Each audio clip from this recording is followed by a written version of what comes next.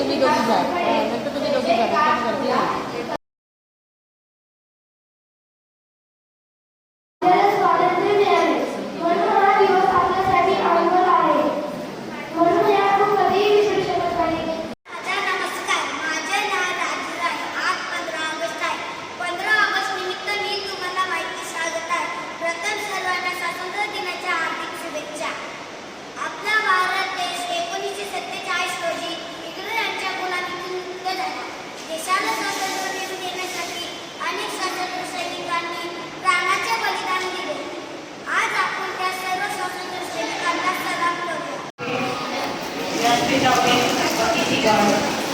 सन्मान्य मुख्याध्यापक, शिक्षक वर्ग,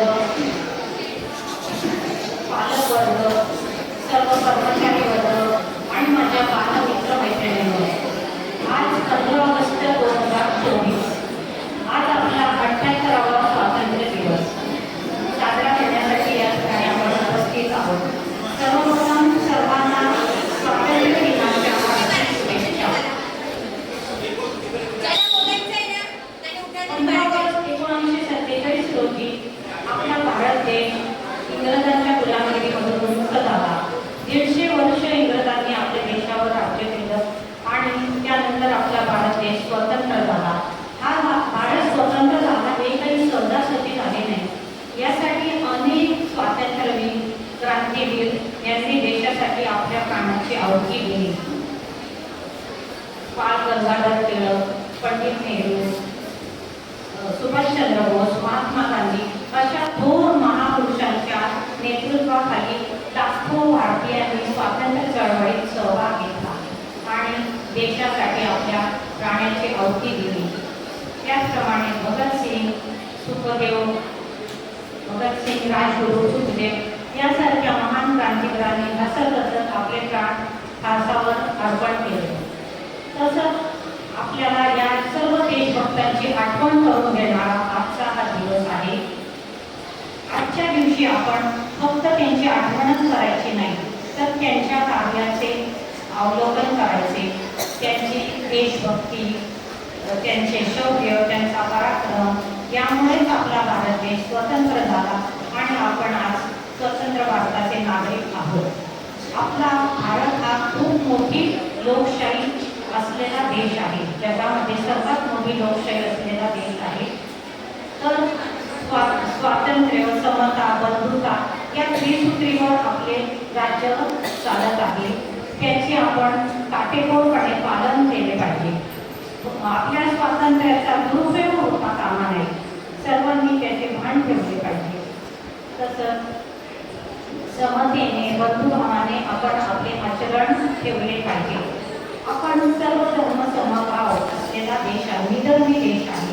तर त्या देशामध्ये काही भेदभाव होता कामा नये याचे आपण भान ठेवले पाहिजे.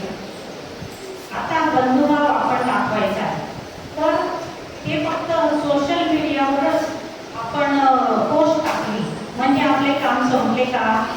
नाही. तर आपण स्वातंत्र्य दिन कसा साजरा करावा? तर त्यासाठी आपण आपल्या घराची, आपल्या शाळेची, आपल्या परिसराची, पर्याय गावाची स्वच्छता जर आपण केली तर ते तुमचं देशप्रेम होणार. नक्कीच ते देशासाठी उपयोगी आहे. आपण खूप मोठी प्रगती साधलेली आहे. ही प्रगती आपल्याला स्वातंत्र्य मिळाल्यानंतरच शक्य झाली आहे. मग आपण त्या प्रगतीमध्ये आपलं वैज्ञानिक प्रगती जर आपण पाहिलं त्याचं एक उदाहरण आहे. आपल्या भारत देशाने चंद्रयान 3 हे चंद्रावर दक्षिण ध्रुवावर जे पाठवलं आहे ते जगामधला पहिला देश आहे आणि आपल्या भारताचं नाव सुवर्णाक्षरांनी कोरलं गेलं आहे. अशा अनेक संशोधनं आणि प्रगतीमध्ये भारत देश अग्रेसर आहे. भारताची जर आपण कृषीविषयक प्रगती पाहिली तर भारत हा जगामध्ये, आपल्या जगात किती देश आहेत? 197 समजा देश आहे. तर त्यामध्ये आपल्या भारताचा दुसरा क्रमांक आहे. कृषीप्रधान देश आहे. अशा पद्धतीने आपण अनेक क्षेत्रात प्रगती साधत आहोत. आपला जर आर्थिक स्तर पाहिला, आपले प्रगती कशी मोजली जाते? जगामध्ये जे देश असतात त्यांचा वार्षिक अॅन्युअल इन्कम जो GDP या स्वरूपात मोजला जातो.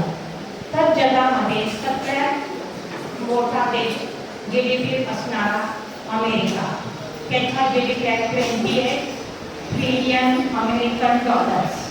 त्यानंतर चायना 18, त्यानंतर जर्मनी 4.6 आणि जपान 4.1 आणि त्यानंतर भारत हा जगामधला 5वा असा महासत्ता असलेला देश आहे की त्याची इकॉनॉमी आहे 3.94 ट्रिलियन अमेरिकन डॉलर्स. ट्रिलियन म्हणजे किती?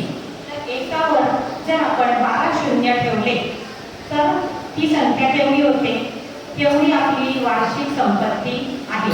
आणि ही आपण आता 4थ्या क्रमांकावर पोहोचण्याच्या टप्प्यावर आहोत. ते सर्व आपल्या हातात आहे. विद्यार्थ्यांनो, तुम्ही सुद्धा देशासाठी खूप काही करू शकता. आपण आपल्या तिरंग्यामध्ये सांगितलंय आपले जे चक्र आहे अशोक चक्र, सतत कार्यरत राहा, काम करा. मग विद्यार्थ्यांचं काम जे काय आहे, शिका, मोठे व्हा, संघटित व्हा, ते आपण करू शकतो. आपलं देशप्रेम आपण कुठे दाखवू? आत्ताच मी सांगितलं की तुम्ही स्वच्छता करू शकता.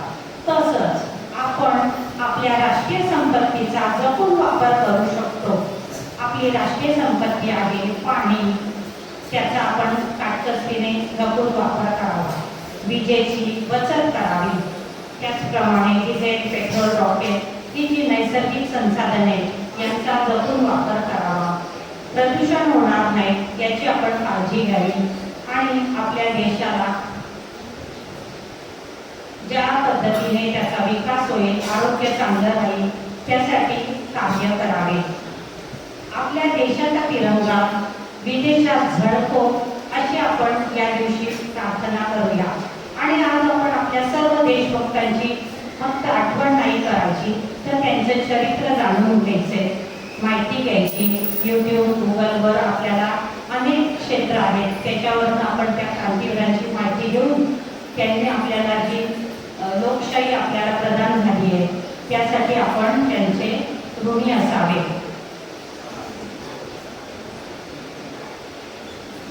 एवढे बोलून मी माझे 2 शब्द संपवते.